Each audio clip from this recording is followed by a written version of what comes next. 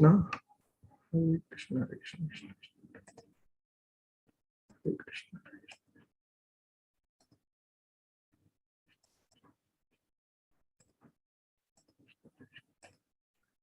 హరే కృష్ణ అండి అందరికి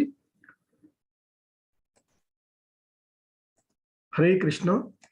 సో ఈరోజు ఈ కార్యక్రమానికి ఇస్కాన్ మంగళూరు వారి తరపున మీ అందరికీ కూడా స్వాగతం తెలియచేస్తున్నాము. ఇస్కాన్ మంగళూరు ద్వారా అందించబడుతున్నటువంటి భగవద్గీత అవగాహనము లెవెల్ 2. సో ఆ భగవద్గీత యథాతథంలోని ఈరోజు మనము 18వ అధ్యాయము మోక్ష సన్యాస యోగము, దీనినే సన్యాసం యొక్క పూర్ణత్వము అని కూడా పిలుస్తాము. ఈరోజు ఈ అధ్యాయాన్ని మనము అవగాహన చేసుకోవడానికి ప్రయత్నం చేద్దాము. సో ఈ కార్యక్రమానికి మరొకసారి ఇస్కాన్ మంగళూరు వారి తరపున మీ అందరికీ కూడా స్వాగతం తెలియజేస్తున్నాము. ఈ కార్యక్రమంలో కొత్తగా జాయిన్ అయిన వాళ్ళు ఈ సైకిల్ కంటిన్యూ అవుతుంది కాబట్టి దాని గురించి అయిపోయినటువంటి అధ్యాయాల గురించి మీరు కంగారు పడాల్సినటువంటి అవసరం లేదు. ఇవి మళ్ళీ కంటిన్యూ అవుతాయి. సో నెక్స్ట్ వీక్తో ఇది అయిపోతుంది ఈ సైకిల్. ఆ తర్వాత మళ్ళీ ఫస్ట్ చాప్టర్ నుంచి స్టార్ట్ అవుతుంది. హరే కృష్ణ. మొదటిగా ప్రార్థన. ఓం అజ్ఞానతిమిరాంధస్య జ్ఞానాంజన శలాకయా చక్షుర్మిలితం యేన తస్మై శ్రీ గురవే నమః. శ్రీ చైతన్య మనోభీష్టం స్థాపితం యేన భూతలే స్వయం రూపః కదా మహ్యం దదాతి స్వపదాంతికం. వందేహం శ్రీ గురు శ్రీయుత పదకమలం శ్రీ గురూన్ వైష్ణవాంశ శ్రీరూపం సాగ్రజాతం సహగణ రఘునాథాన్వితం తం సజీవం సాద్వైతం సావధూతం పరిజన సహితం కృష్ణ చైతన్య దేవం శ్రీ రాధా కృష్ణ పాదాన్ సహగణ లలిత శ్రీ విశాఖాన్వితాంశ. నమా ఓం విష్ణుపాదాయ కృష్ణ ప్రేష్టాయ భూతలే శ్రీమతే భక్తి వేదాంత స్వామి ఇతి నామినే.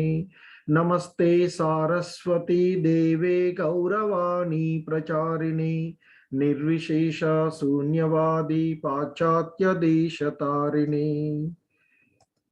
హే కృష్ణ కరుణా సింధు దీనబంధు జగత్పతే గోపేశ గోపికా కాంత రాధా కాంత నమోస్తుతే.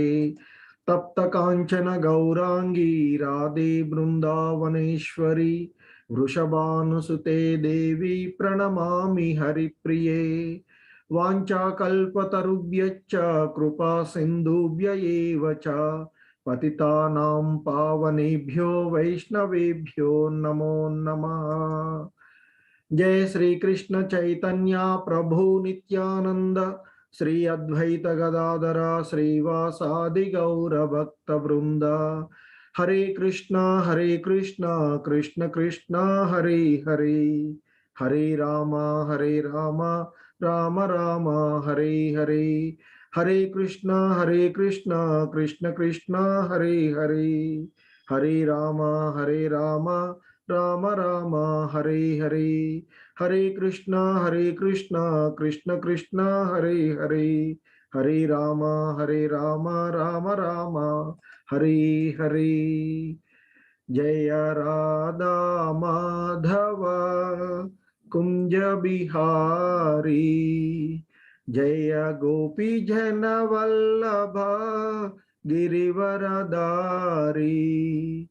జయ యశోదనందన వ్రజ జన రంజన జయ యమునా తీరావనచారి. జయ రాధా మాధవ కుంజ బిహారీ. హరే కృష్ణ అండి అందరికీ. సో ఈరోజు మనము భగవద్గీత యథాతథములోని 18వ అధ్యాయమైనటువంటి ముగింపు సన్యాసం యొక్క పూర్ణత్వము అనేటువంటి అధ్యాయాన్ని చూడబోతూ ఉన్నాము.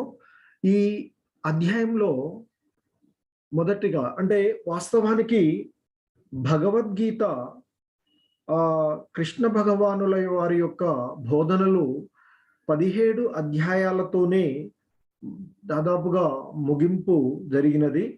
అయితే ఈ అధ్యాయంలో ఆ కృష్ణ భగవానుల వారు ఇంతకు పూర్వము అంటే మనం 17 అధ్యాయాల వరకు అవగాహనం చేసుకున్నటువంటి చదివినటువంటి ఏదైతే ఆ కృష్ణ భగవానుల వారు అర్జునుడికి బోధనలు చేశారో వాటి యొక్క అంతకుముందు చెప్పినటువంటి పూర్వము చర్చించినటువంటి విషయాల యొక్క అనుబంధ సారంగానే ఈ 18వ అధ్యాయము ఉంటుంది. అలాగే మనము భగవద్గీతలోని ఇంతకు ముందు చదివినటువంటి అధ్యాయాలలో చూడడం జరిగింది.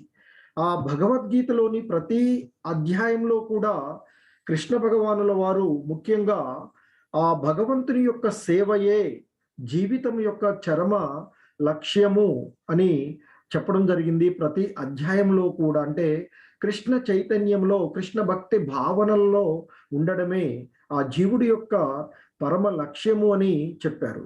అదే విషయము రహస్యమైనటువంటి జ్ఞానపదంగా ఈ 18వ అధ్యాయంలో సారాంశీకరించడం చేస్తూ ఉన్నారు. అంతకు ముందు చెప్పినటువంటి అంశాల్లో అన్ని అధ్యాయాల్లో కూడా అంతిమంగా కృష్ణ భగవానుల వారు చెప్పినటువంటిది ఆ భక్తి భావనలో భగవంతుని యొక్క సేవయే ఆ భగవంతుడికి శరణుజొచ్చుటయే మార్గము అని ఇంతకు ముందు అధ్యాయాల్లో చెప్పారు.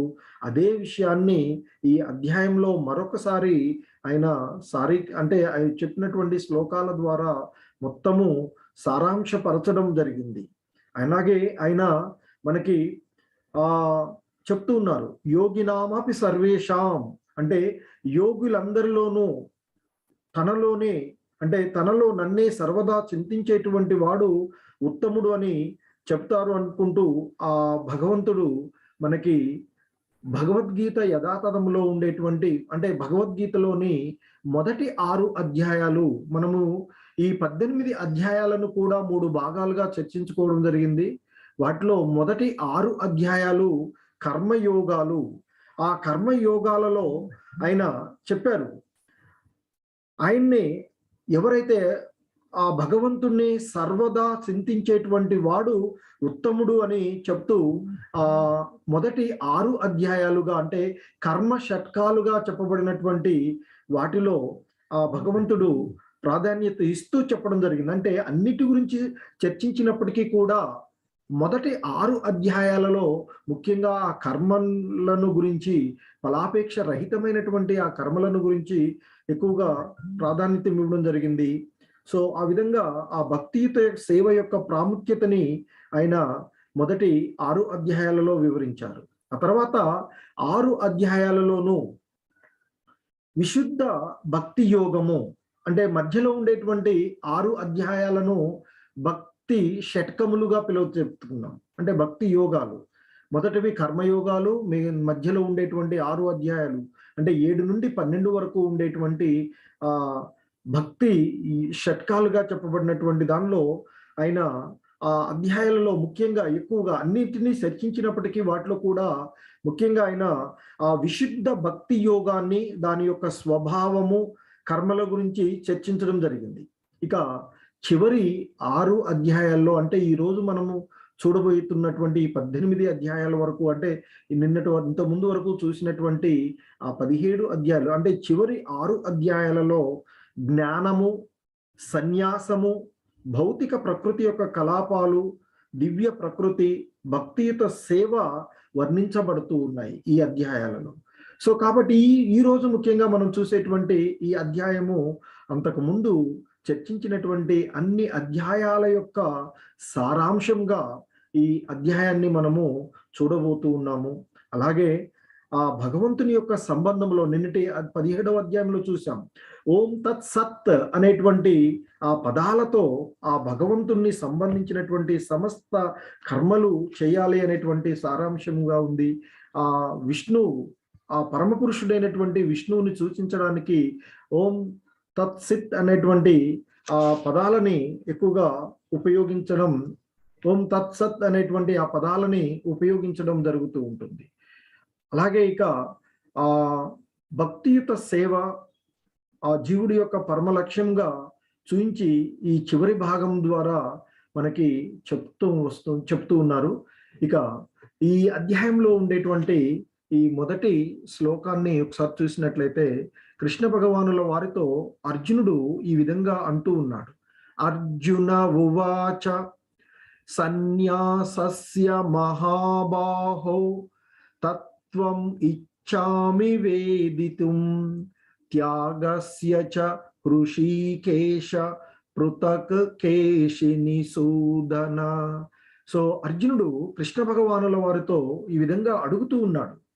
ఓ మహాబాహో, ఓ కేసి సంహార, ఓ ఇంద్రియాధీశ, త్యాగం యొక్క ఉద్దేశమును అలాగే సన్యాసం యొక్క ఉద్దేశమును నేను తెలుసుకోవాలి అనుకుంటున్నాను అంటూ ఇక్కడ అర్జునుడు కృష్ణ భగవానుల వారిని అడుగుతూ ఉన్నాడు. అంటే ఓ మహాబాహు అంటే ఇక్కడ అర్జునుడు శ్రీకృష్ణ భగవానుల వారిని ఈ విధంగా సంబోధిస్తూ ఉన్నాడు. ఓ మహాబాహు, ఓ కేసి సంహార, ఓ ఇంద్రియాధీశ, త్యాగము మరియు సన్యాసముల యొక్క ఉద్దేశ్యాలను వాటిని గురించినటువంటి విషయాలను గురించి నేను తెలుసుకోవాలి అని అనుకుంటున్నాను అంటూ అర్జునుడు కృష్ణ భగవానుల వారిని అడగడం జరిగింది. సో ఇక్కడ ముఖ్యంగా ఆ భగవంతుణ్ణి ఉద్దేశించడానికి, కృష్ణ భగవానుల వారిని ఉద్దేశించడానికి వాడబడినటువంటి వీటిలో ముఖ్యమైనటువంటివి 2 పదాలు. ఒకటి కేశిని సూదన, మరి ఇంకొకటి హృషీకేశ అనేటువంటి ఈ 2 పదాలు. హృషీకేశ మరియు కేశిని సూదన అనేటువంటివి చాలా ముఖ్యమైనటువంటి పదాలుగా ఇక్కడ మనము చర్చించుకోవచ్చు. ఒకటి ఆ హృషీకేశుడు అంటే ఇంద్రియాధీశుడు, ఇంద్రియాలన్నిటికీ కూడా అధిపతిగా ఉండేటువంటి వాడు ఆ కృష్ణ భగవానుల వారు. అంటే సకల ఇంద్రియాలకు అధిపతి ఆయన. అలాగే కేసి సంహార అంటే ఇక్కడ కేసి అనేటువంటి ఒక మహారాక్షసుని సంహరించినటువంటి వాడు కృష్ణ భగవానుల వారు. అంటే ఇక్కడ ముఖ్యంగా సకల ఇంద్రియాలకు అధిపతి అయినటువంటి ఆ కృష్ణ భగవానుల వారు మానసిక నిర్మలతను పొందడానికి అతను మనకు సహాయం చేస్తాడు. ఎందుకంటే ఆ ఇంద్రియాలన్నీ కూడా మన ఆధీనంలో ఉండే విధంగా ఆయన మనకి దోహదపడతారు అనేటువంటి ఉద్దేశంతోనూ ఆ అర్జునుడు. అలాగే మనలో కలిగినటువంటి సందేహాలు ఏవైతే ఉన్నాయో ఈ సందేహాలన్నీ కూడా మనల్ని మోహం ఆవరించడం ద్వారా మనలో కలిగినటువంటి సందేహాలన్నీ ఒక రాక్షసులతో పోల్చబడతారు. మరి ఆ కృష్ణ భగవాన్ దేవాది దేవుడైనటువంటి కృష్ణ భగవానుల వారు ఆ కేసి అనేటువంటి మహారాక్షసుని సంహరించినటువంటి వాడు. అదే మాదిరిగా మనలో అజ్ఞానం వల్ల కలిగినటువంటి ఆ సందేహాలు అనేటువంటి ఆ రాక్షసులను, ఆ సందేహాలన్నింటినీ కూడా సంహరించి ఆ సందేహాల అంటే ఇక్కడ ఆ కేసి అనేటువంటి ప్రబలమైనటువంటి రాక్షసుని దానవుని సంహరించినటువంటి వాడు. అలాగే ఈ సందేహాలన్నీ కూడా దానవులు వంటి ఈ సందేహాలన్నింటినీ కూడా కృష్ణ భగవానుల వారు మన నుండి బయటపడడానికి ఆయన సహకరిస్తారు అని భావించవచ్చు అని చెప్తారు. శ్రీల ప్రభుపాదుల వారి యొక్క భాష్యంలో వారి ఆ విధంగా మనకి ఇవ్వడం జరిగింది, అది చూడవచ్చు. సో ముఖ్యంగా ఈ అధ్యాయంలో మొదటి శ్లోకంలో అర్జునుడు అడిగినటువంటిది ఏంటంటే సన్యాసము మరియు త్యాగం యొక్క ఉద్దేశాలను నేను తెలుసుకోవాలి అని అనుకుంటున్నాను, ఆ విషయాలను గురించి నేను తెలుసుకోవాలి అని అనుకుంటున్నాను అని అర్జునుడు కృష్ణ భగవానుల వారిని అడిగితే ఇక దానికి కృష్ణ భగవానుల వారి యొక్క సమాధానము ఈ విధంగా చెప్తున్నారు. శ్రీ భగవానువాచ కామ్యానాం కర్మణాం న్యాసం సన్యాసం కవయో విదుః సర్వకర్మ ఫలత్యాగం ప్రాహుస్త్యాగం విచక్షణాః. సో కృష్ణ భగవానుల వారి యొక్క సమాధానము ఈ విధంగా ఆయన చెప్తూ ఉన్నారు. ఏమనంటే భౌతిక కోరికపై ఆధారపడిన కర్మలను విడిచిపెట్టడమే సన్యాసము అని మహాపండితులు చెబుతారు. మరి సమస్త కర్మల ఫలాలను వదిలిపెట్టడమే త్యాగము అని జ్ఞాన సంపన్నుల యొక్క అభిప్రాయము అర్జున అంటూ చెప్తూ ఉన్నారు. అంటే ఇక్కడ ఆయన చెప్తున్నారు కృష్ణ భగవాన్ ఏమని, భౌతికమైనటువంటి కోరికలపై, అంటే ఈ ఇంద్రియ తృప్తి కోసం మనం చేసేటువంటి వాటిపై ఆధారపడి మనము చేసేటువంటి కర్మలు ఏవైతే ఉన్నాయో వాటిని విడిచిపెట్టడమే సన్యాసము అని మహాపండితులు చెబుతూ ఉన్నారు అర్జున అంటూ మరొక ప్రక్క ఈ విధంగా చెప్తున్నారు.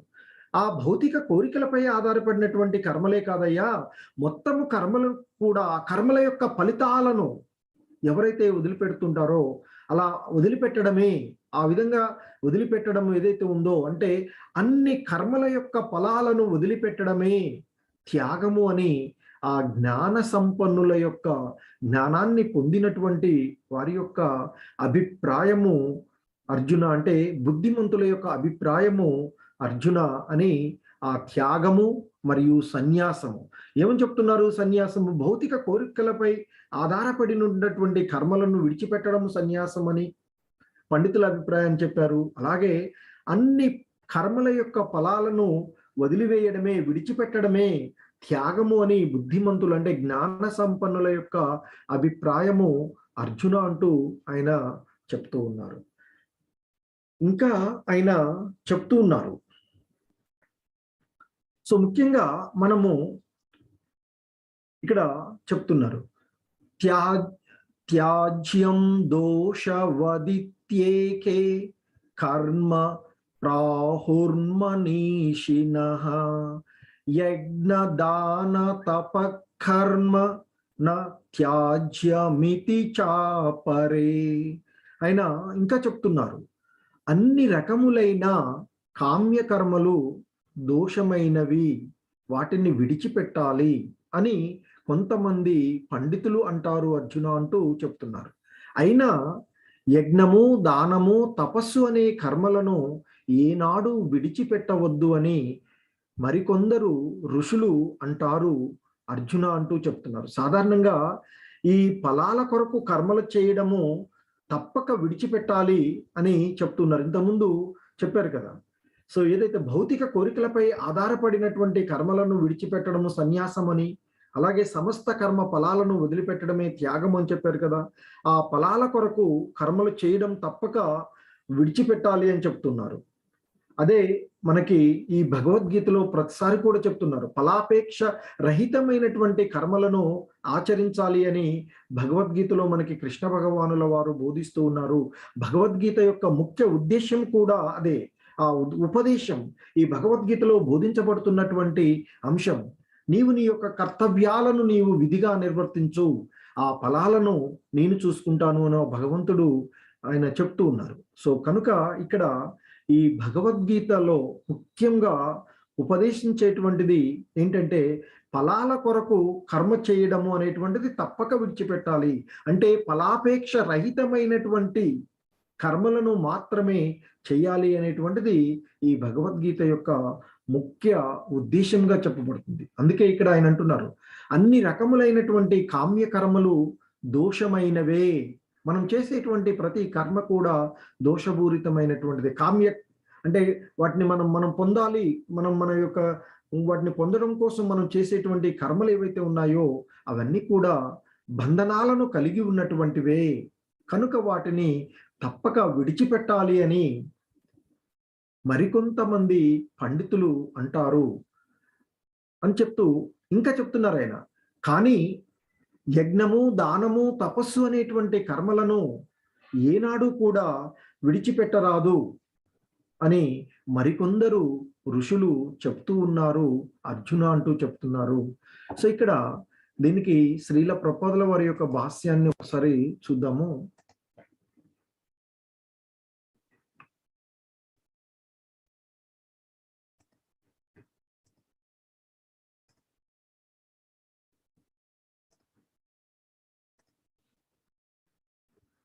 హరే కృష్ణ. ఈ భాష్యం చదవడానికి హ్యాండ్ రైజ్ చేయండి. హరే కృష్ణ. ఎవరిని చదివేవారు?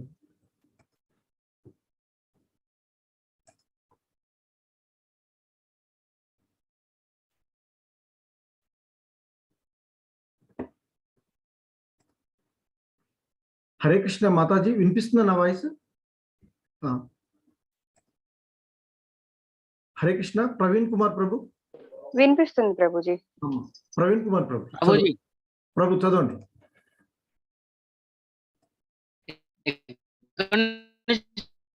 ప్రభుజీ. ప్రభు హరే కృష్ణ.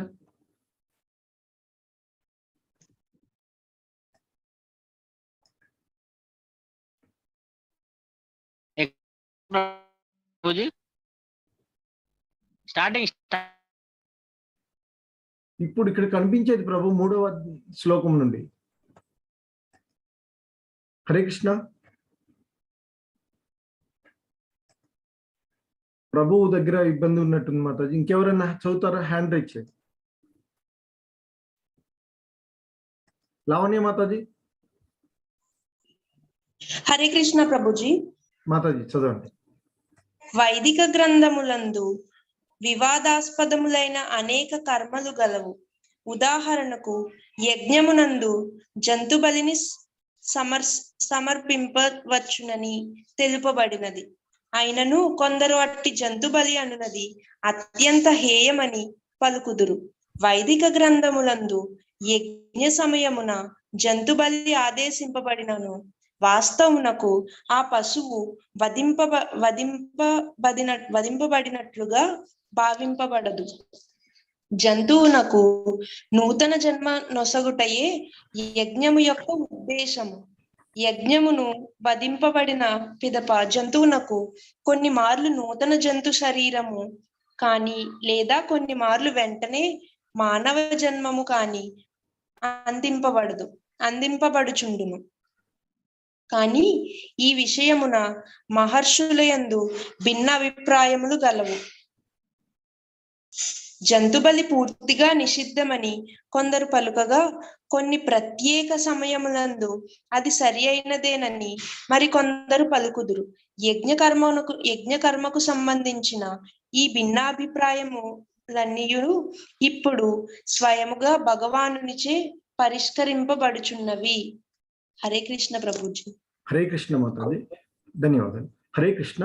సో సాధారణంగా మనకి వైదిక గ్రంథములందు ఇక్కడ చెప్తున్నారు శిల ప్రభుపాదుల వారి యొక్క భాష్యంలో కొన్ని వివాదాస్పదములైనటువంటి అనేక రకాలైనటువంటి కర్మలు ఉన్నాయని, అందులో కొన్ని యజ్ఞం చేసేటప్పుడు ఆ జంతువుని బలిగా సమర్పించవచ్చునని కొన్ని తెలియచేయబడింది. అయితే ఇక్కడ చెప్పబడేది ఏంటంటే ఆ జంతు బలి అన్నది మరికొంతమంది చెప్తారు ఇక్కడ అత్యంత హేయమని చెప్తూ ఉంటున్నారు. కానీ వైదిక గ్రంథములందు ఆ యజ్ఞ సమయమున జంతు బలి ఆదేశించబడినను వాస్తవానికి ఆ జంతువు ఏదైతే ఉందో అది వధించబడినట్లుగా భావించబడదు. అంటే దానికి ముక్తిని ఇవ్వబడినట్లుగా జరుగుతుంది. అంటే ఆ జంతువుకు నూతన జన్మ నొసుగొటయే యజ్ఞం యొక్క ఉద్దేశ్యము అని చెప్తూ ఉన్నారు.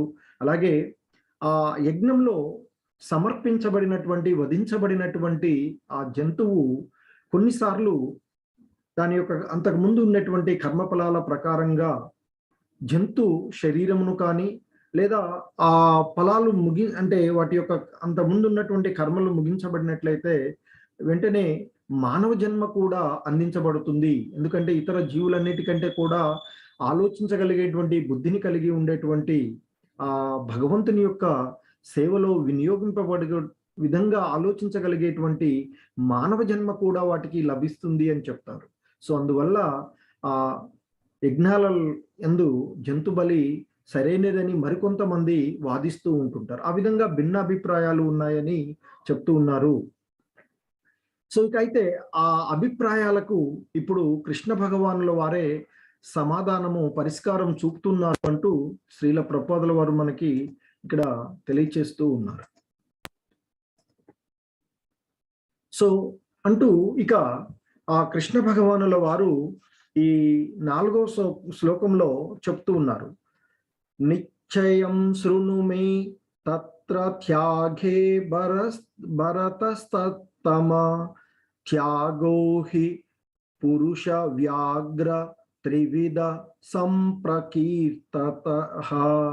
సో ఆయన అంటున్నారు ఇక్కడ, అర్జున కర్మ త్యాగ విషయంలో నా నిర్ణయము విను. అంటే ఈ కర్మ త్యాగాల విషయంలో నా యొక్క అభిప్రాయాన్ని చెప్తా విను అర్జున అంటూ చెప్తూ అని చెప్తున్నారు. శాస్త్రాలలో త్యాగము అంటే ఇక్కడ 3 రకాలుగాని ప్రకటించబడినది, 3 రకాలుగా ఉంటుంది అని చెప్తూ ఉన్నారు అర్జున.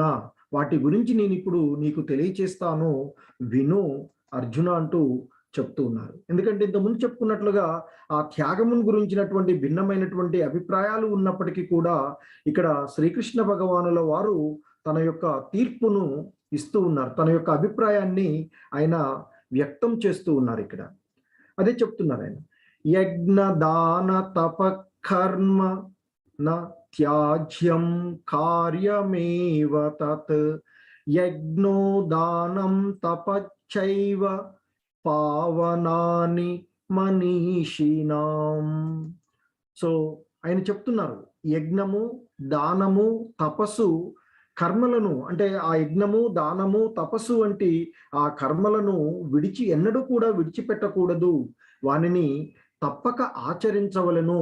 వాస్తవమునకు యజ్ఞము దానము మరియు తపస్సులు మహాత్ములను కూడా పవిత్రం చేస్తాయి అంటూ ఆ కృష్ణ భగవానుల వారు తన యొక్క అభిప్రాయం చెప్తున్నారు. అంటే ఏమంటున్నారు ఆయన, యజ్ఞము దానము తపస్సు ఆ కర్మలను ఏ రోజు కూడా ఎన్నడూ కూడా విడిచిపెట్టవద్దు, వానిని తప్పక ఆచరించవలసిందే. సో అటువంటి వాటిని ఆచరించడం వల్ల, అంటే ఆ యజ్ఞము దానము తపస్సు అనేటువంటి వాటిని ఆచరించడం ద్వారా మహాత్ములు కూడా పవిత్రమవుతారు అంటూ ఆ కృష్ణ భగవానుల వారు ఆయన యొక్క అభిప్రాయాన్ని ఇక్కడ తెలియచేస్తూ ఉన్నారు.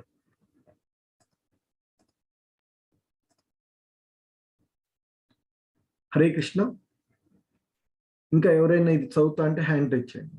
హరే కృష్ణ. హరే కృష్ణ. శ్రీనివాసులు. హరే కృష్ణ ప్రభుజీ. ప్రభు, త్యాగమును గురించి అనేక అభిప్రాయ భేదములున్నాను. దేవాది దేవుడైన శ్రీకృష్ణ భగవానుడు ఇక్కడ దాని ఎడ తన నిర్ణయమును తెలియజేయనున్నాడు. దానినే తుది నిర్ణయముగా మనము భావింపవలేను.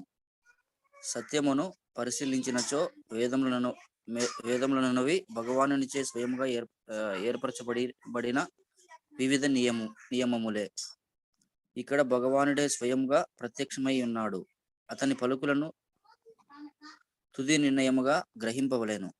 ఏ భౌతిక ప్రకృతి గుణమునందు నిర్వహింపబడినదనేది విషయము అనుసరించి త్యాగమును గుర్తింపవలెనని భగవానుడు తెలుపుతున్నాడు. హరే కృష్ణ ప్రభు. హరే కృష్ణ. ఓకే, ఇంకా మాతాజీ హరే కృష్ణ ఎవరు ఇంతకుముందు హ్యాండ్ రైజ్ చేశారు? ఇంకెవరిని చదువుతా అంటే హ్యాండ్ రైజ్ చేయండి. హరే కృష్ణ.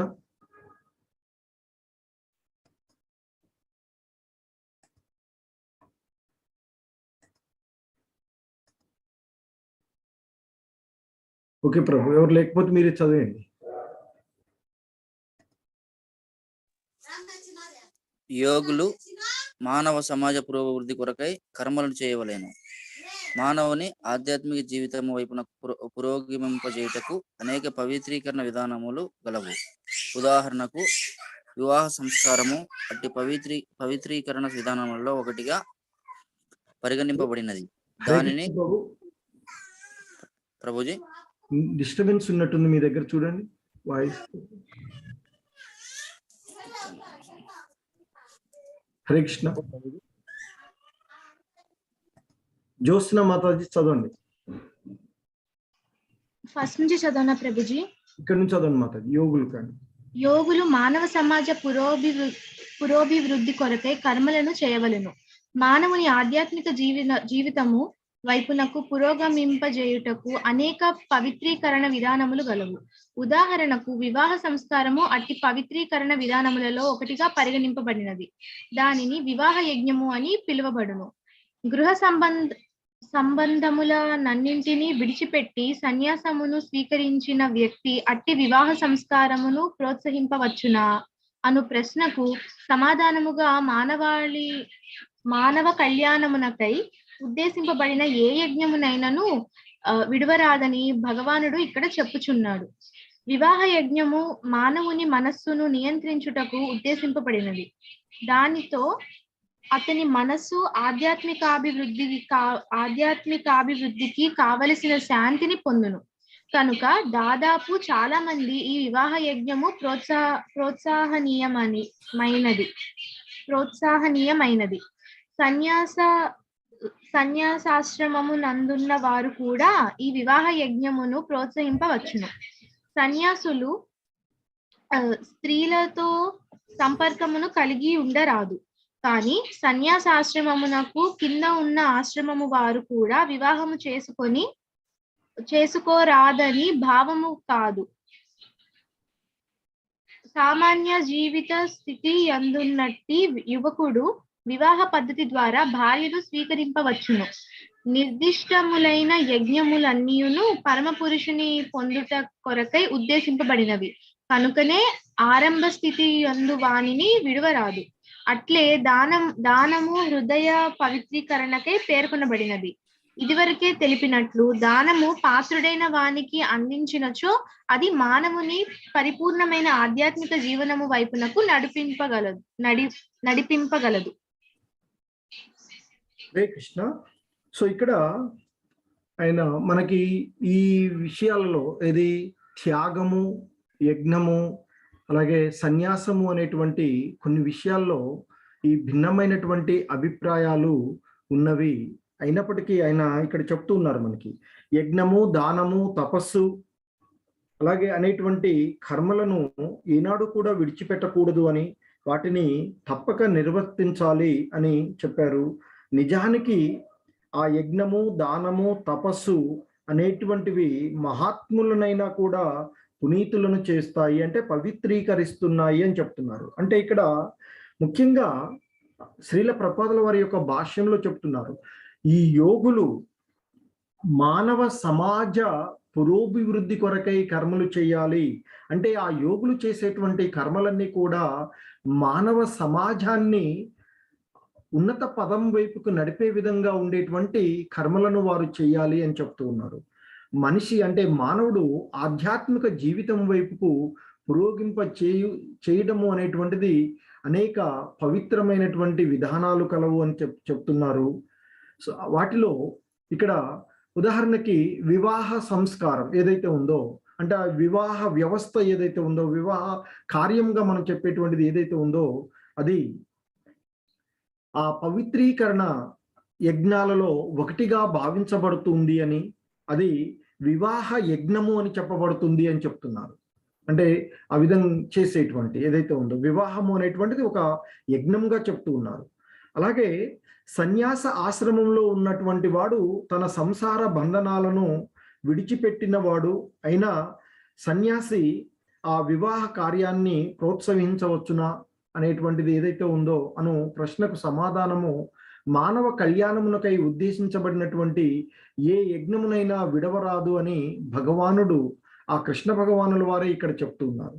అంటే వివాహ యజ్ఞము ఆ మానవుని యొక్క మనసును నియంత్రించుటకు ఉద్దేశించబడినది అని, దానితో అతడు మనసుని ఆధ్యాత్మికంగా వృద్ధి చెందించుకోవడానికి కావలసినటువంటి శాంతిని పొందుతాడు అని. కాబట్టి ఈ ఉండేటువంటి సమాజంలో ఉండేటువంటి మానవులకు ఈ వివాహ యజ్ఞము ఏదైతే ఉందో అది ప్రోత్సహించవచ్చు అని చెప్తున్నారు. అంటే అది జరపవలసినటువంటి కార్యంగా చెప్తూ ఉన్నారని చెప్తున్నారు. అలాగే ఈ సన్యాస ఆశ్రమమునందు ఉన్నటువంటి వారు స్త్రీలకు దూరంగా ఉండాలి అని చెప్పడం జరుగుతుంది. అంతేగాని ఇక్కడ మిగతా వారందరూ అని కాదు అక్కడ భావం. సో కాబట్టి ఆ విధంగా ఈ ఉండేటువంటి ఏదైతే ఉందో ఆ ఎవరికి ఉద్దేశించబడినటువంటి కార్యాన్ని వారు సక్రమంగా నిర్వర్తించడమే యజ్ఞము అని కూడా చెప్తూ ఉంటారు. అలాగే ఈ గృహస్థ ధర్మంలో ఉండేటువంటి వారు ఎవరైతే ఉన్నారో దానం చేయడం, తాను సంపాదించినటువంటి దానిలో కొంత దానం చేయడము, అలా దానం చేయడం ద్వారా వారి యొక్క హృదయము పవిత్రీకరించబడుతుంది అని ఇంతకు ముందు కూడా మనం చదువుకోవడం జరిగింది. ఆ కృష్ణ భగవానులు వారు చెప్పారు, దాన్ని మనం అవగాహన చేసుకోవడానికి ప్రయత్నం చేశాం. సో ఆ విధంగా చేయడం ద్వారా అంటే ఎవరి యొక్క విద్యుక్త ధర్మాన్ని వారు విధిగా నిర్వర్తిస్తే అదే యజ్ఞం అవుతుంది. ఆ యజ్ఞానికి సంతసించినటువంటి దేవతలు మనకు కావలసినవన్నీ కూడా అందిస్తారు అని కూడా తెలుసుకోవడం జరిగింది. సో కాబట్టి ఆ విధంగా జీవుడు పరిపూర్ణమైనటువంటి ఆధ్యాత్మిక జీవనం వైపుకు నడవడానికి తనకు విధిగా ఇవ్వబడినటువంటి ఆ కర్మలు ఏవైతే ఉన్నాయో, యజ్ఞము, దానము, తపస్సు అనేటువంటి కర్మలను తప్పక నిర్వర్తించాలి అని, తద్వారా అతడు ఆధ్యాత్మిక జీవనం వైపుకు పురోభివృద్ధి చెందడానికి అవకాశం ఉంటుందని చెప్తూ ఉన్నారు. సో ఇంకా ఆయన ఇక్కడ చెప్తున్నారు, ఏతాన్యపితు కర్మాణి సంఘం త్యక్త్వా ఫలాని చ కర్తవ్యానీతి మే పార్థ నిశ్చితం మతముత్తమం. సో ఇంకా ఆయన చెప్తూ ఉన్నారు, ఓ అర్జున, ఈ కర్మలన్నీ మమకార ఆసక్తిని మరియు ఫలాపేక్ష లేకుండా చేయాలి, వాటిని కర్తవ్యంగా భావించి చేయాలి. ఇదే నా అభిప్రాయము, నా ఖచ్చితమైనటువంటి అభిప్రాయము అర్జున అంటూ కృష్ణ భగవానుల వారి యొక్క సమాధానాన్ని ఇక్కడ మరొకసారి ఖచ్చితంగా అయినటువంటి సమాధానాన్ని చెప్తూ ఉన్నారు. ఏంటంటే ఇక్కడ ఈ కర్మలన్నీ కూడా ఏవైతే కర్మలు చేస్తున్నామో, యజ్ఞము, దానము, తపస్సు వంటి కర్మలను ఏవైతే మనం చేస్తూ ఉన్నామో, ఈ చేసేటువంటి కర్మలన్నీ కూడా మమకార ఆసక్తి, అంటే ఆ కర్మలపైన మమకారాన్ని ఉంచకుండా, ఆ కర్మల యొక్క ఫలాలను ఆశించకుండా, వాటి యొక్క ఫలాలపైన ఆపేక్ష లేకుండా ఆ చేసేటువంటి కర్మలను కర్తవ్యంగా భావించి చేయాలి అని చెప్తున్నారు. ఇదే నా యొక్క అభిప్రాయము అర్జున అంటూ కృష్ణ భగవానుల వారి యొక్క అభిప్రాయాన్ని ఆ కర్మల విషయంలో ఆయన చెప్తున్నారు. ఇంకా చెప్తున్నారు ఆయన, నియతస్యతు సన్యాసః కర్మణో నోపపద్యతే మోహాత్తస్య పరిత్యాగ స్తామస పరికీర్తితః. సో ఇంకా ఆయన చెప్తున్నారు, ఈ విద్యుక్త ధర్మాలను ఏనాడు విడిచిపెట్టడము మంచిది కాదు. అవివేకంతో ఆ విద్యుక్త ధర్మాలను విడిచిపెడితే అలాంటి త్యాగాన్ని తమోగుణ త్యాగము అని అంటారు అర్జున అంటూ ఆయన చెప్తూ ఉన్నారు. అంటే ఆ జీవుడికి తన యొక్క విద్యుక్త ధర్మాలు, విద్యుక్త కర్మలు ఏవైతే ఉన్నాయో ఆ కర్మలను ఏనాడు విడిచిపెట్టకూడదు. అలా విడిచిపెట్టడము మంచిది కాదు. ఒకవేళ ఎవరైనా అవివేకంతో ఆ విద్యుక్త ధర్మాలను విడిచిపెట్టినట్లయితే అలాంటి త్యాగము ఏదైతే ఉందో, అంటే అలా వదిలివేయడము ఏదైతే ఉందో అది తమోగుణ త్యాగము అని చెప్పబడుతుంది అర్జున అంటూ చెప్తూ ఉన్నారు కృష్ణ భగవానుల వారు. ఇంకా చెప్తున్నారు ఆయన, దుఃఖమిత్యేవ యత్కర్మ కాయ క్లేశ భయాత్యతేజ్ తేత్ సకృత్వా రాజసం త్యాగం నైవ త్యాగ ఫలం లభేత్.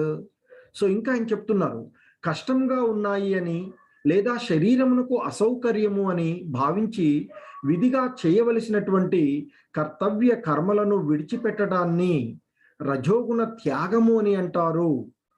అటువంటి త్యాగము ఎప్పటికీ క్షేమదాయకమైనది కాదు, మరియు మన ఉన్నతికి అది దోహదపడదు అర్జున అంటూ చెప్తున్నారు.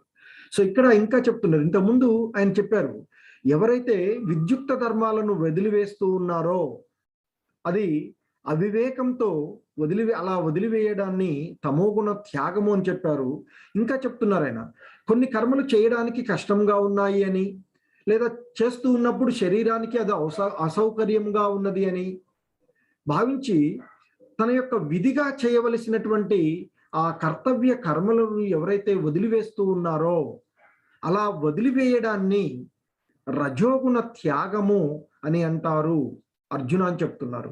మరి అటువంటి ఆ రజోగుణ త్యాగము ఎప్పటికీ క్షేమదాయకమైనది కాదు, మరియు అది ఆ జీవుడు ఉన్నతమైనటువంటి స్థితికి పొందడానికి అది దోహదపడదు అని చెప్తూ ఉన్నారు.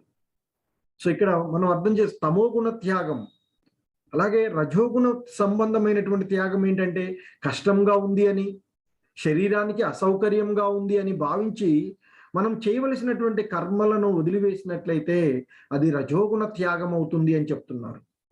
అటువంటి త్యాగము అది క్షేమం కాదు, మరియు ఆ జీవుడిని ఆధ్యాత్మికంగా వృద్ధి చేయడానికి లేదా జీవుడు ఉన్నతమైనటువంటి స్థితిని పొందడానికి అది దోహదపడదు అర్జున అని చెప్తున్నారు. ఇంకా చెప్తున్నారు ఆయన, కార్యమిత్యేవ యత్కర్మ నియతం క్రియతే అర్జున సంఘం త్యక్త్వా ఫలం చైవ స త్యాగ సాత్వికో మతః. ఓ అర్జున, తన విద్యుక్త కర్మలను కర్తవ్య బుద్ధితో నిర్వహిస్తూ సమస్త భౌతిక సాంగత్యాన్ని ఫలాసక్తిని విడిచిపెట్టినప్పుడు దానిని సాత్విక గుణ త్యాగము అని అంటారు అర్జున అని చెప్తున్నారు. సో ఇప్పుడు మనం అర్థం చేసుకోవాల్సినటువంటి తమోగుణ త్యాగము గురించి చెప్తున్నారు, రజోగుణ త్యాగము, సత్వగుణ త్యాగము. ఏమిటి మరి సత్వగుణ త్యాగము అంటే ఇక్కడ చెప్తున్నారు ఆయన, ఎవరైతే తన యొక్క విద్యుక్త కర్మలని, తను చేయవలసినటువంటి కర్మలను కర్తవ్య బుద్ధితో వాటిని చేస్తూ, అలాగే ఆ సమస్త భౌతిక సాంగత్యాన్ని, అంటే ఈ భౌతిక ప్రకృతి త్రిగుణ సంబంధమైనటువంటి ఆ సాంగత్యాన్ని వదిలి, అలాగే తను చేస్తూ ఉన్నటువంటి ఆ కర్మలపైన కర్మల యొక్క ఫలాలపైన ఆసక్తిని విడిచిపెట్టినట్లయితే, ఆ ఆసక్తిని అంటే ఫలాసక్తిని వదిలివేసినట్లయితే, అటువంటి త్యాగము ఏదైతే ఉందో అది సాత్విక గుణ త్యాగము అని చెబుతారు అర్జున అంటూ చెప్తున్నారు.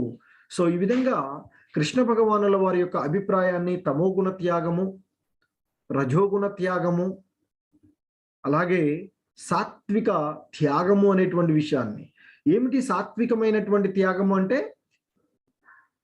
తను చేసేటువంటి కర్మలన్నీ కూడా అవి కర్తవ్యం, తన యొక్క కర్తవ్యము, తన యొక్క విధి అనేటువంటి భావనతో నిర్వహించాలి అని చెప్తున్నారు. అలాగే ఆ చేసేటువంటి కర్మల యొక్క ఫలాలను వదిలివేయాలని చెప్తున్నారు. అలాగే ఆ కర్మలను ఆచరించేటప్పుడు ఆ భౌతికమైనటువంటి సాంగత్యము, ఆ ప్రకృతి త్రిగుణ సాంగత్యం ఏదైతే ఉందో వాటికి అతీతంగా చేస్తూ పోయినట్లయితే అది సాత్విక గుణ త్యాగము అనబడుతుంది అర్జున అని చెప్తున్నారు. ఇంకా ఆయన చెప్తూ ఉన్నారు, నద్వేష్ట్య కుశలం కర్మ కుశలే నాను సజ్జతే త్యాగి సత్వ సమావిష్టో మేధావి చిన్న సంశయ. సత్వగుణ సంపన్నుడు, బుద్ధిమంతుడు, సంశయ రహితుడు అయిన త్యాగశీలి కామ్యాలు, ప్రదాలైన కర్మలను ద్వేషించడు, శుభప్రదాలను, సులభ సాధ్యాలు అయిన కర్మలను అభిమానించడు. సో అంటే ఇక్కడ ఎవరైతే సత్వగుణంలో ఉంటున్నారో, ఆ సాత్విక గుణ సంపన్నుడు అయినటువంటి వాడు, బుద్ధిమంతుడు అయినటువంటి వాడు, ఎటువంటి సంశయాలను కలిగి లేనటువంటి వాడు, త్యాగశీలి అయినటువంటి వాడు, తాను చేసేటువంటి కర్మలు కష్టప్రదాలైనటువంటి ఉన్నట్లయితే వాటిని ఆ కష్టమైనవి కదా అని చెప్పి వాటిని ద్వేషించడు అని చెప్తున్నారు. అలాగే కొన్ని శుభప్రదమైనటువంటిగా ఉండి లేదా కొన్ని సులభంగా చేయగలిగేటువంటి ఉన్నట్లయితే అవి మంచిగా ఉన్నవి కదా అని వాటిని ఎక్కువగా అభిమానిస్తూ వాటిని చేస్తూ ఉండడు. అంటే మనకి ఇంతకు ముందు భగవంతుడు చెప్పారు, సుఖాలైనా దుఃఖాలైనా అన్నిటినీ సమబుద్ధితో స్వీకరిస్తారు భక్తులు అని చెప్తున్నారు. సో కాబట్టి ఇక్కడ ఆ సత్వగుణ సంపన్నులుగాను, బుద్ధిమంతులుగాను, సంశయ రహితులుగా ఉండేటువంటి ఆ త్యాగశీలులు అయినటువంటి వారు కొన్ని కర్మలు కష్టాలుగా ఉన్నాయి అని చెప్పి వాటిని ద్వేషించడము, లేదా కొన్ని కర్మలు శుభాలుగా ఉన్నాయి లేదా సులభంగా ఉన్నాయి కదా అని వాటిని అభిమానించడం జరగదు. అన్నింటినీ కూడా సమదృష్టితోనే చేస్తూ పోతూ ఉంటారు ఆ సాత్విక గుణ సంపన్నులు అంటూ చెప్తూ ఉన్నారు. ఇంకా చెప్తున్నారు ఆయన, నహి దేహ భృతా శక్యం త్యక్తుం కర్మాణ్య శేషతః యస్తు కర్మ ఫలత్యాగి సత్యాగీత్యభిధీయతే. సో ఇంకా ఆయన చెప్తున్నారు, దేహధారి అయిన వానికి, అంటే ఈ దేహాన్ని ధరించినటువంటి ఆ జీవునికి కర్మలు అన్నింటినీ వదులుకోవడము నిజంగా సాధ్యము కాదు. కానీ కర్మ యొక్క ఫలాలను త్యజించే వ్యక్తి నిజంగా త్యాగి అనబడతారు అంటూ చెప్తున్నారు. సో ఇక్కడ ఆయన చెప్తూ ఉన్నారు, ఈ దేహాన్ని ధరించినటువంటి ఈ జీవుడు, ఈ జీవాత్మ ఏదైతే ఉందో అది అతనికి విధిగా ఉండేటువంటి కర్మలన్నింటినీ కూడా వదులుకోవడం అనేటువంటిది అసాధ్యము అని చెప్తున్నారు. నిజంగా సాధ్యం కాదు. కానీ కర్మలను వదిలివేయడం అసాధ్యము, కానీ ఆ కర్మల యొక్క ఫలాలను త్యజించడం సాధ్యమవుతుంది అని చెప్తున్నారు. సో అలా కర్మల యొక్క ఫలాలను త్యజించినటువంటి వ్యక్తి ఎవరైతే ఉన్నారో అతడే నిజమైన త్యాగి, అదియే నిజమైన త్యాగము అని ఆ కృష్ణ భగవానుల వారి యొక్క అభిప్రాయాన్ని ఇక్కడ తెలియచేస్తూ ఉన్నారు. ఇంకా చెప్తూ ఉన్నారు ఆయన, నహి దేహ భృతా శక్యం త్యక్తుం కర్మాణ్యశేషతః యస్తు కర్మ ఫల త్యాగి స త్యాగీత్యభిధీయతే. సో ఇక్కడ ఆయన ఇంతకుముందు చెప్పినట్లుగానే ఈ 11వ శ్లోకంలో ఆ దేహధారి అయినటువంటి వానికి కర్మలన్నింటినీ కూడా వదులుకోవడం నిజంగా సాధ్యం కాదు, కానీ ఆ కర్మల యొక్క ఫలాలను వదిలివేయవచ్చు అని చెప్తూ ఉన్నారు. అలాగే ఇంకా చెప్తున్నారు ఆయన, అనిష్టమిష్టం మిశ్రం చ త్రివిధం కర్మణ ఫలం భవత్యాగినాం ప్రేత్య నతు సన్యాసినాం క్వచిత్. సో ఇంకా ఆయన చెప్తున్నారు, కర్మ ఫలాలను త్యాగం చేయని వాళ్లకు మరణానంతరము తాము ఆచరించిన కర్మల ధర్మ అధర్మాలను బట్టి దుఃఖకరము, సుఖప్రదము, మిశ్రమము అనే 3 విధములైన ఫలములు కలుగుతాయి. అయితే కర్మ ఫలాలను విడిచిపెట్టినటువంటి సన్యాసులకు అవి అంటవు.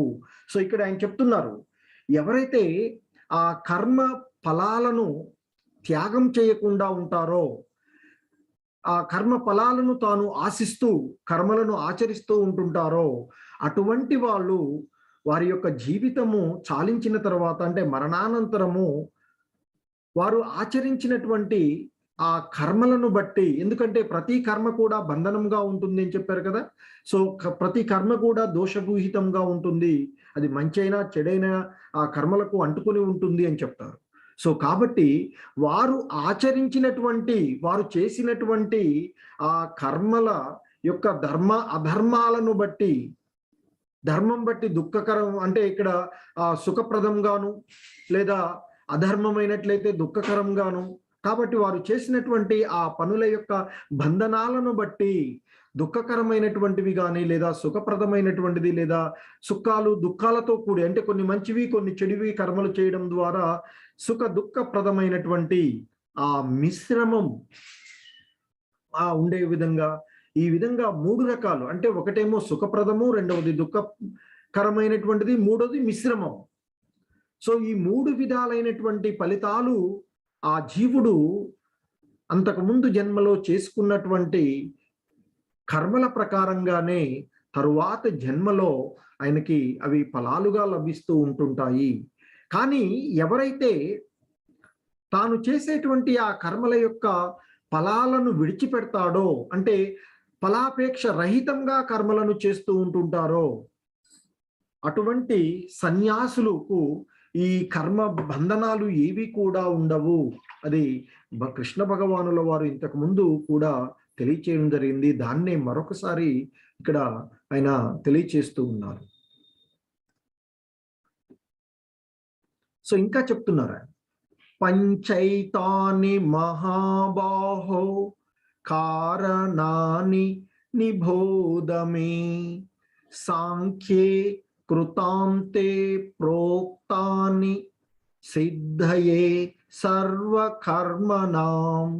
సో ఇంకా ఆయన చెప్తున్నారు, ఓ అర్జున, ఏ కార్యము చేయబడాలన్నా వాటి వెనుక ఉన్న 5 కారకములను గురించి సాంఖ్య శాస్త్రము ప్రకారము ఏమి చెప్పారో ఇప్పుడు చెబుతాను విను. అది కర్మ ప్రతిచర్యలను ఎలా నిరోధించాలో వివరిస్తుంది అని అర్జునుడికి కృష్ణ భగవానులు వారు చెప్తూ ఉన్నారు. పంచైతాని మహాబాహో కారణాన్ని నిబోధమే సాంఖ్యే కృతాంతే ప్రోక్తాని సిద్ధయే సర్వకర్మనాం అని చెప్తున్నారు. అంటే ఆయన అంటున్నారు, ఓ అర్జున, ఏ కార్యము చేయబడాలన్నా వాటి వెనుక ఉండేటువంటి 5 కారకముల గురించి సాంఖ్య శాస్త్రము ప్రకారంగా ఏం చెప్తుందో, ఏం చెప్తారో అవి ఇప్పుడు నేను చెప్తాను విను అర్జున అంటున్నారు. ఏమిటది అంటే అది కర్మ ప్రతిచర్యలను, అంటే కర్మల యొక్క ఫలాలను ఎలా నిరోధించాలో వివరిస్తుందయ్యా ఆ సాంఖ్య శాస్త్రము. వాటిని గురించి నేను తెలియచేస్తాను విను అర్జున అంటూ చెప్తూ ఉన్నారు ఆయన.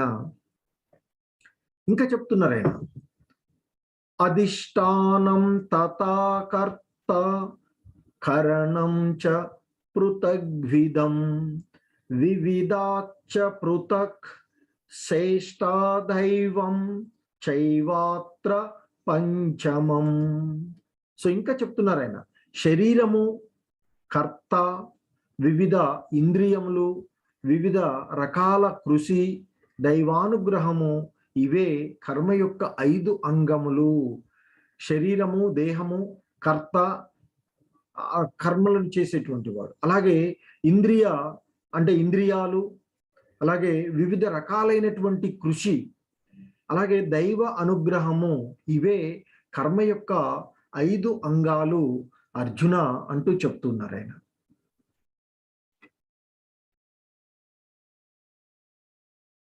అలాగే ఇంకా చెప్తున్నారు ఆయన, శరీర వాగ్మోనోభిర్యత్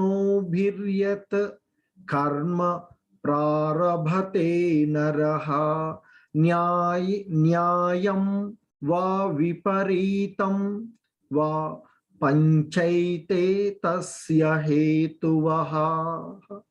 శరీరం చే, మనసు చే లేదా వాక్కు చే ఏ కర్మ అంటే కార్యము జరిగినా అది మంచిదైనా లేదా చెడైనా ఈ 5 దానికి కారకములు. అంటే ఇక్కడ ఈ శరీరం చేత గాని, మనసు చేత గాని, ఆ వాక్కు చేత గాని ఏ కార్యం చేసినా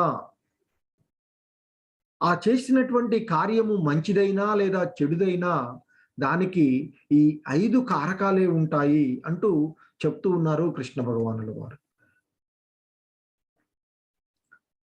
తత్రైవం సతి కర్తారం ఆత్మానం కేవలం తు యః పశ్యత్య కృత బుద్ధిత్వాత్ న సపశ్యతి దుర్మతిః.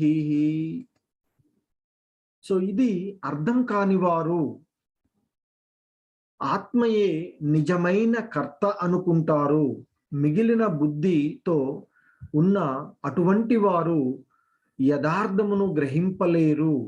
సో ఎవరైతే ఈ 5 కారకములు, ఈ 5 అంగముల ద్వారా అతడు చేసేటువంటివి ఉంటవి అని భావించకుండా, దానిని అర్థం చేసుకోకుండా ఈ పనులన్నీ చేయడానికి కర్తే, ఆ కర్త ఆత్మయే అని ఎవరైతే అనుకుంటూ ఉంటారో అటువంటి వారు ఆ మలిన బుద్ధితో ఉన్నటువంటి వారు, ఆ మలిన బుద్ధితో ఉన్నటువంటి వారు యథార్థాన్ని తెలుసుకోలేకపోతున్నారు. ఎందుకంటే యథార్థమునకు ఈ పనులన్నీ, ఈ కర్మలన్నీ, ఇవన్నీ చేస్తూ ఉన్నటువంటివన్నీ కూడా ఈ ఆత్మ కాదు, కానీ వారు ఆత్మనే చేస్తూ ఉంటుంది, ఆత్మనే దానికి కర్త అని ఎవరైతే భావిస్తున్నారో అటువంటి మలిన బుద్ధితో ఉన్నటువంటి వారు యథార్థమును, అంటే ఆ ఆత్మ చేయడం లేదు అనేటువంటి విషయాన్ని, ఇవన్నీ చేయడానికి అంటే శరీరం చేత కానీ, మనసు చేత కానీ లేదా వాక్కు చేత కానీ